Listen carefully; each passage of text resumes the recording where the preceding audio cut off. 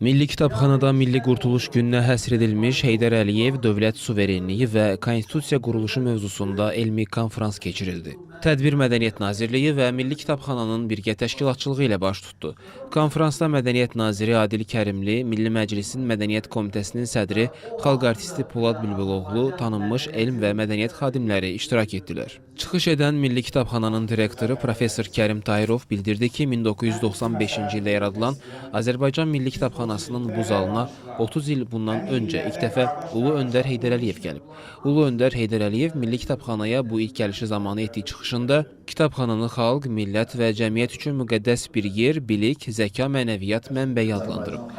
Mədəniyyət Naziri Adil Kərimlinin sözlərinə görə suveren müasir Azərbaycan dövlətçiliyinin qurulması, formalaşması və onun yaşadılması, inkişafı məhz ümumilli lider Heydər Əliyevin adı ilə bağlıdır. Nazir bildirdi ki, Heydər Əliyev hər zaman milli mənəvi dəyərlərə, Azərbaycan mədəni irsinə xüsusi həssaslıqla yanaşıb, onların layiqincə qorunması və gələcək nəsillərə çatdırılmasına önəm verib, mədəniyyət və elm xadimlərinə böyük dəyər verib.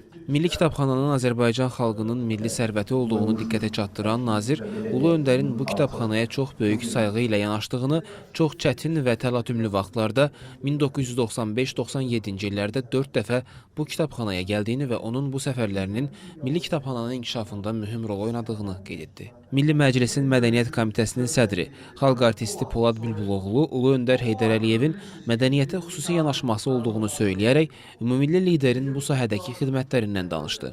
Azərbaycan mədəniyyətinin parlaq şəkildə inkişafının məhz Heydər Əliyevin adı ilə bağlı olduğunu söylədi. Digər çıxışçılarda konstitusiyamızın qəbul edilməsinin 30-cu və Vətən müharibəsində qələbəmizin 5-ci ildönümünün qeyd edildiyi bu ildə Milli Qurtuluş gününün önəmindən, Ulu Öndər Heydər Əliyevin dövlət quruculuğu sahəsindəki xidmətlərindən, konstitusiyanın yaranmasından, konstitusiyada dil məsələlərinə xüsusi yanaşılmasından və Azərbaycançılıq ideologiyasından bəhs etdilər.